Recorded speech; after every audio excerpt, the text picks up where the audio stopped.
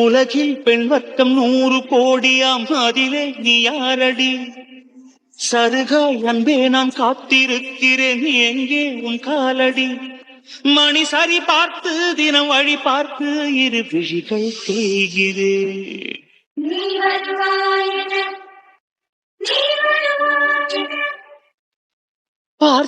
கடவுளே, நான் எனக்கு ரொம்ப ரொம்ப ரொம்ப சந்தோஷமா இருக்கேன். இந்த உலகத்திலேயே சந்தோஷமா நாங்க யாருன்னு கேட்டா நான் தான் சொல்லுவேன். அந்த அளவுக்கு சந்தோஷமா இருக்கேன். மனசுல நினைச்ச பொண்ணே கல்யாணம் பண்றது பெரிய விஷயம். எனக்கு இன்னைக்கு நான் மனசுல நினைச்ச என் காயத்ரி கூட கல்யாணம் நடந்திருக்கு. சத்தியமா நினைச்சே பார்க்கல. இவ்வளவு நாள் நான் கோயிலுக்குன்னு வந்திருப்பேனா? எங்க அம்மா இறந்ததுக்கு அப்புறம் கோயில், கல்யாண வீடு, ஃபங்க்ஷன் எதுக்குமே நான் அட்டன் பண்ணது இல்ல. ஃபர்ஸ்ட் டைம் நீ கோயில் வந்திருக்கேன்னா நீயே யோசிச்சு பாரு. என் வாழ்க்கையில இன்னைக்குதான் நல்லது நடந்திருக்கு. இனிமே நான் அடிக்கடி கோயிலுக்கு வருவேன். எனக்காக மட்டும் இல்ல, எங்க ஆயுக்காகவும் வேண்டதுக்காக. கடவுளே, நான் பண்ணது சரியா தப்பாலாம் எனக்கு சொல்ல தெரியல. ஆனா நான் ஆசைப்பட்ட பொண்ணை கல்யாணம் பண்ணணும்னு ஆசைப்பட்டேன். அது நடந்துட்டு.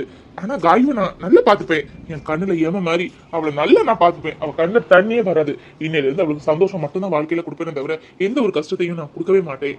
காயு என் லைஃபுக்கு கிடைச்சது நான் செஞ்ச பெரிய புண்ணியம் தான் சொல்லணும்.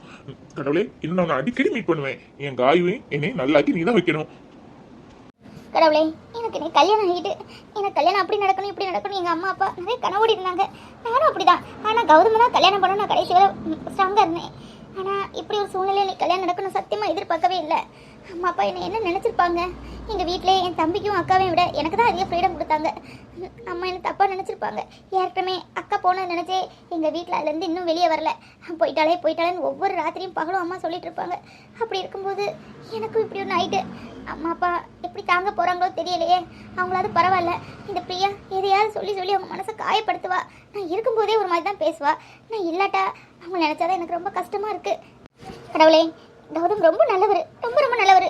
எனக்கு தெரியும் அவரை பற்றி. என்னை நல்லா பார்த்துப்பாரு. ஆனால் அந்த பிரியாவால தான் இல்லாட்டி வீட்டு சமயத்தோடு எனக்கு நல்லபடியாக கல்யாணம் நடந்திருக்கும். எனக்கு என்ன சொல்லனே தெரியல. என் வாழ்க்கை நல்லா அமைஞ்சிருக்கு. எங்கள் அம்மா அப்பா இதை எப்படி தாங்க போகிறாங்கன்னு எனக்கு தெரியலை. அவங்களுக்கு தாங்குற சக்தியை கொடு. என்ன தம்பி, புதுசாக கல்யாணம் இருக்கோ? ஆமா பூசரி ஐயா, கல்யாணம் ஆகி 1/2 மணிக்கு தான் ஆச்சு. Love marriage. 2 வீட்லயும் ஒத்துக்கல. பல போராட்டத்துக்கு அப்புறம் இந்த கல்யாணம் நடந்திருக்கு. அதான் கடவுளை நம்பி வந்திருக்கோம். காயு பேருக்கும் என் பேருக்கும் அர்ச்சனை பண்றீங்களா? கல்யாணம் புதுமண தம்பதிகளா? வாழ்த்துக்கள் தம்பி. ஒரு 1/2 மணிக்கு முன்னாடி வந்துருக்க கூடாதா? அந்த கோயில் மெயின் இதெல்லாம் கூட்டிட்டாங்க. நானும் அடைக்க தான் வந்தேன். நாளைக்கு ஒரேடியா வாங்க தம்பி, சீக்கிரமா வாங்க. அர்ச்சனை கொடுத்து அபிஷேகம் எல்லாமே உங்க பேருக்கு பண்ணிடலாம். வந்துட்டீங்க, மனசும் கேட்க மாட்டேங்குது. குங்குமம் வைக்காம வந்திருக்கீங்க. இந்தாங்க, அம்மனுக்கு அர்ச்சனை பண்ண குங்குமம் வச்சு விடுங்க.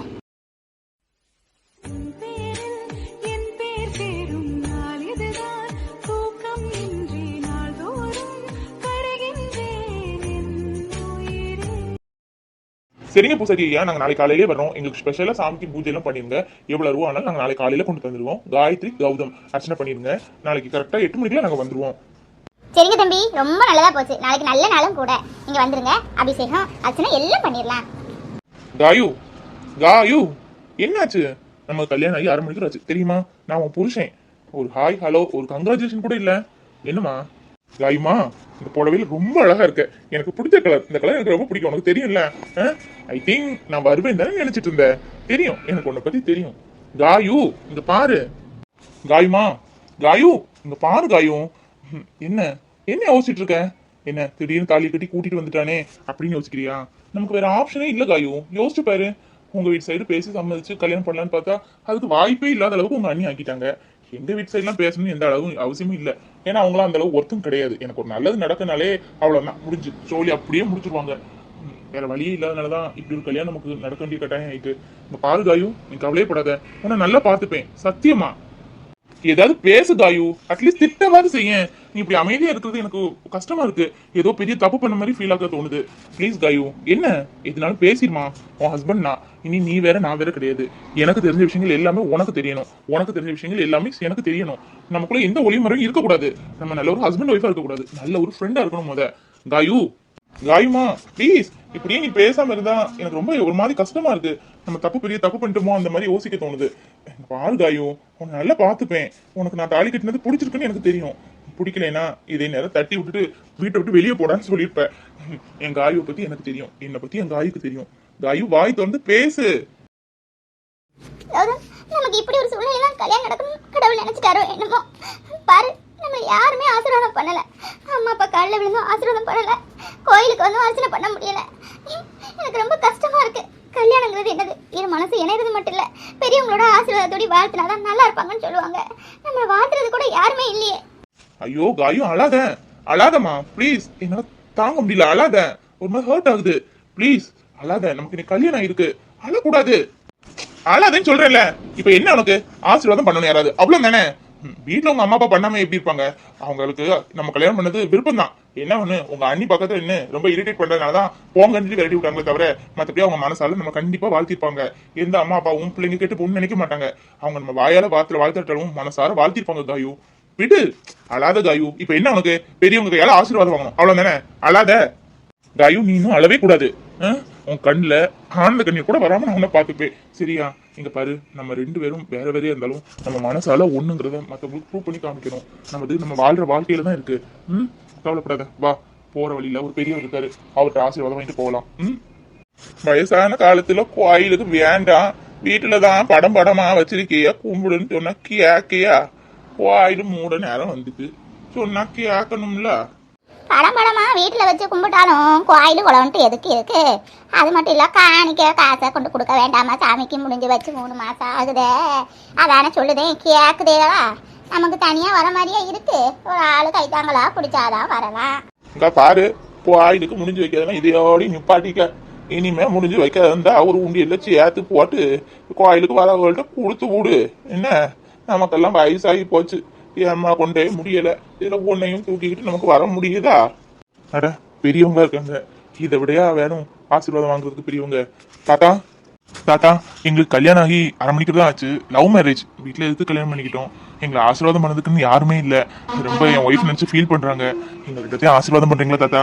பாட்டி, தாத்தா, எங்களை ஆசீர்வாதம் பண்ணுங்க பாட்டி. உங்க பேத்திய நினைச்சுக்கோங்க. என்ன நீ சொன்னாலும் சொல்லாட்டாலும் என் பேத்தி சாடையில தான் இருக்க.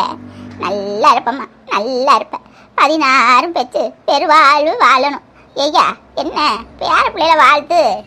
காதல் திருமணம் பண்ணிருக்கீங்களோ? அந்த காலத்துல இருந்து இந்த காலம் வரை காதல் திருமணம்னாலே எதிர்ப்பு தான். என் பையங்க 2 பேரும் காதல் திருமணம் தான், வெளிநாட்டுல இருக்காங்க. நாங்க எதுவுமே சொல்லல. அவங்க வாழ்க்கையை அவங்க தேர்ந்தெடுத்து நல்லா இருந்தா சரிதான். நம்ம பார்த்தா என்ன, அவங்க பார்த்தா என்ன, மனசுக்கு பிடிச்சு ஒருத்தவங்க புரிஞ்சு வாழ்க்கையை நடத்தினா வாழ்க்கை இன்பமா இருக்கும். நல்லா இருப்பீங்க அம்மா, நல்லா இருப்பீங்க 2 பேரும். 16 செல்வங்களும் பெற்று பெருவாழ்வு வாழணும். ஒருத்தவங்க விட்டு கொடுத்து நீ பெருசா நான் பெருசான்னு போட்டி போடாம இல்லாம நல்லபடியா வாழ்க்கையை பார்க்கணும். எப்படி லவ் பண்ணும்போது குறைய கூட நிறைய நினைச்சிங்களோ, அத மாதிரி கல்யாணம் ஆனதுக்கு அப்புறம் குறைய கூட நிறைய நினைச்சுக்கிட்டு இதுவும் கடந்து போகணும், போயிடணும். கொண்டாடிய யாருக்கிட்டையும் எப்பவும் விட்டு கொடுக்க கூடாது. அத மாதிரிதாம்மா நீயும் நாளை பின்னவும் அம்மாவும் குடும்பத்துல சேர்த்துக்கிட்டாலும் புருஷனை அவ சொல்லி பேச விடக்கூடாது. நீயும் புருஷனை நல்லா பார்த்து நல்லபடியா அடுத்த வருஷம் ஒரு குழந்தையோடு இந்த கோயிலுக்கு வாங்க. நாங்க அடுத்த வருஷம் உயிரோடு இருந்தா கண்டிப்பா பேர பிள்ளைகளையும் கையால தூக்குவோம், தூக்கி கொஞ்சுவோம். தாத்தா, பாவம், நல்லா ஆசீர்வாதம் பண்ணுங்க. 2 காதல் திருமணம் பண்ணிட்டு வந்திருக்கு, சாமிக்கு அர்ச்சனை பண்ண சொன்னாங்க. எல்லாம் மூட நேரம் வந்தா எப்படி அர்ச்சனை கொடுக்க முடியும்? நாளைக்கு சேர்த்தே கொடுத்துடணும் அர்ச்சனைக்கு. இந்தாங்க, வெறுமனையா ஆசீர்வாதம் பண்ணாதீங்க. இந்த பூவை போட்டு நல்லா இருக்குன்னு ஆசீர்வாதம் பண்ணுங்க. மஞ்சள் குங்குமத்தோடி மன நிறைஞ்ச புருஷனோடி சௌபாக்கிய வரியா வாழணுமா.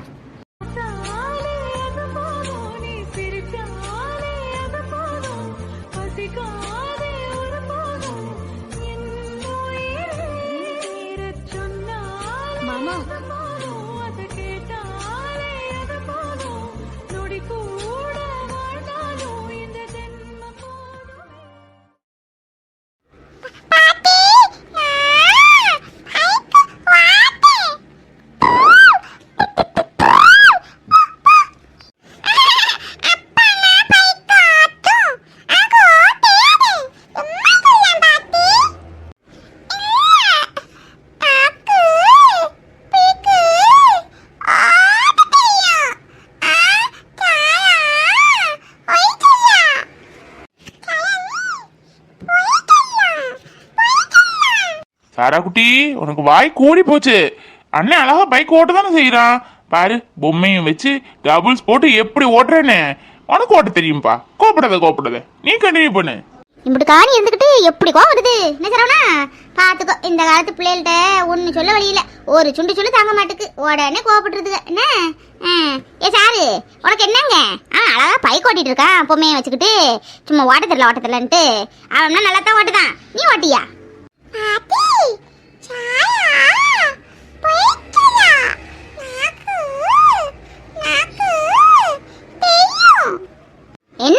ரெண்டு பேருக்கு சத்தம் தெரு முனை வர கேக்குது.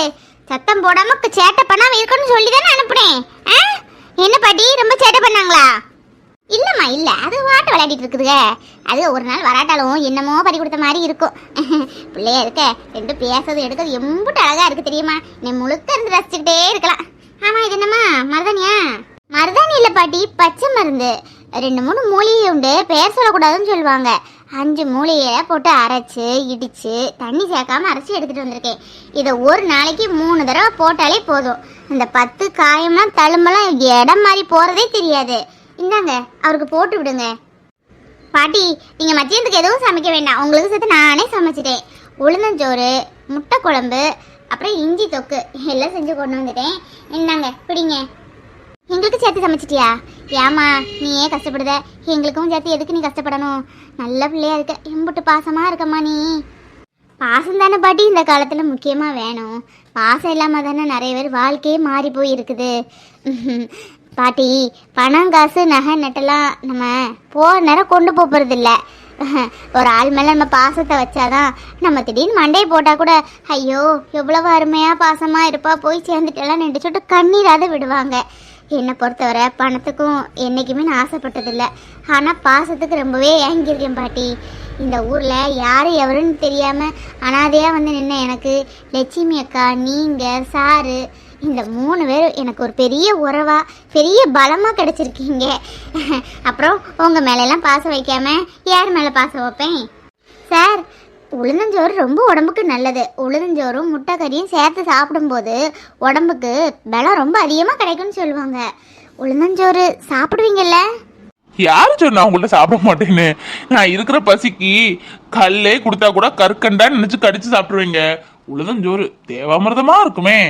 நீங்க எது செஞ்சாலும் கொண்டு வாங்க, நான் இருக்கேன் சாப்பிட்றதுக்கு. சரி, அப்போ நான் இன்னும் உளுந்தஞ்சோறு பண்ணும்போதெல்லாம் உங்களுக்கு கொண்டு வந்துருக்கேன். சரி, 2 பேரும் அவரை போட்டு பாடா படுத்துவீங்க. அவருக்கு ஏற்கனவே உடம்பு முடியல. ஒரு ஆள் வாங்க என் கூட, வீட்டுக்கு தான் போறேன்.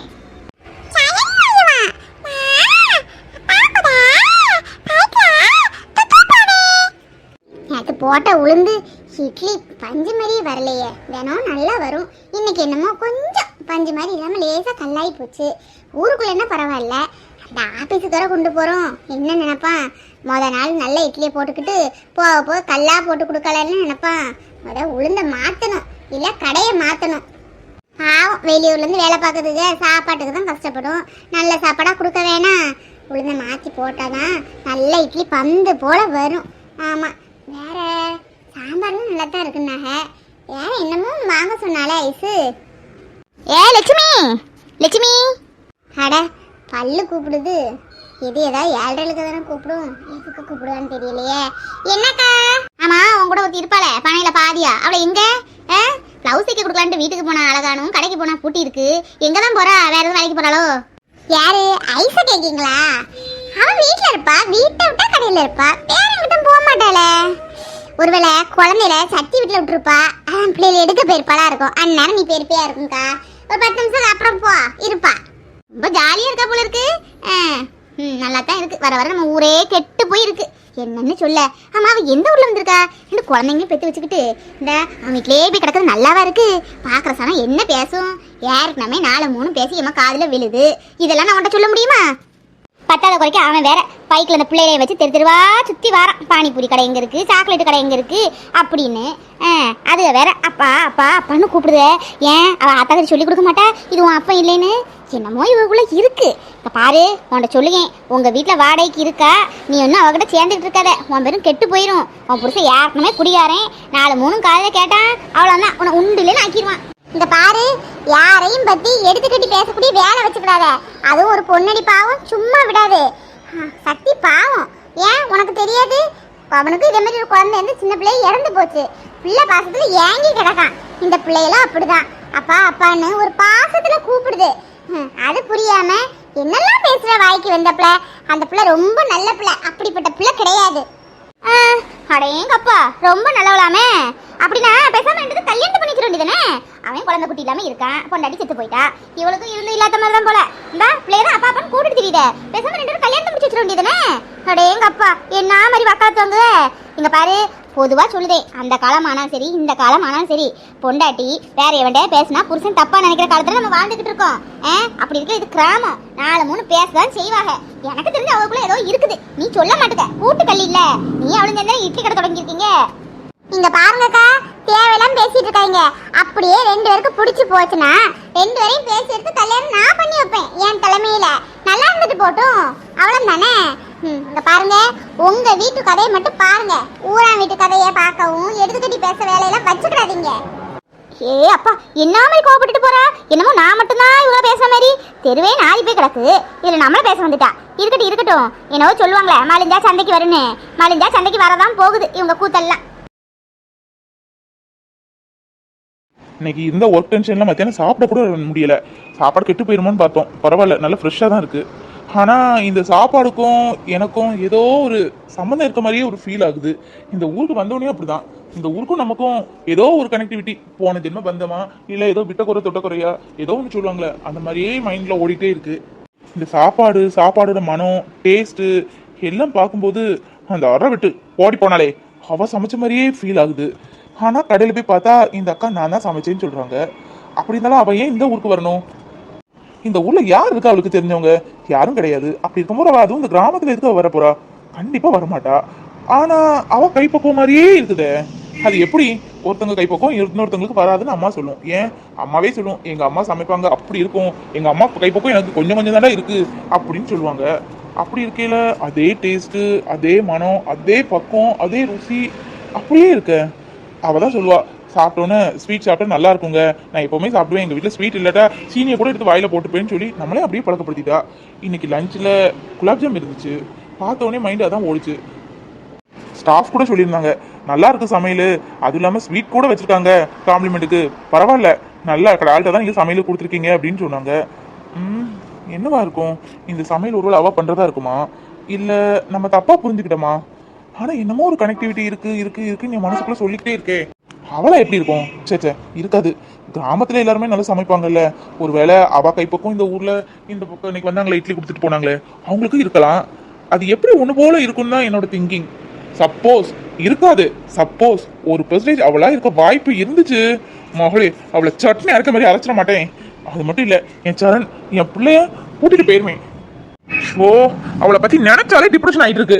அவளை பத்தியோ அம்மா அப்பா யாரையுமே நினைக்க கூடாது. கொஞ்ச நாள் நமக்காக வாழணும், எந்த ஞாபகமும் இல்லாம வாழணுங்கிறதுக்காக தானே இந்த கிராமத்தை தேடி வந்தோம். மறுபடியும் அவளே மனசுல வந்து ஓடிட்டு இருக்காளே, அந்த சனியை பிடிச்சவ ஓடி போய் தொலைச்சிட்டு என்னையும் கேவலப்படுத்திட்டு போயிட்டா. அவளை பத்தி நினைக்க கூடாது. ஓடி போனவதான். இங்க பாசறவனா இன்னும் அவ உன் லைஃப்ல இல்ல. நீ ரிலாக்ஸ் ஆகு. இது அவ சமைச்ச சாப்பாடு இல்லைன்னு நினைச்சு ஃபீல் பண்ணு, கண்டிப்பா உனக்கு ஃபீல் ஆகாது.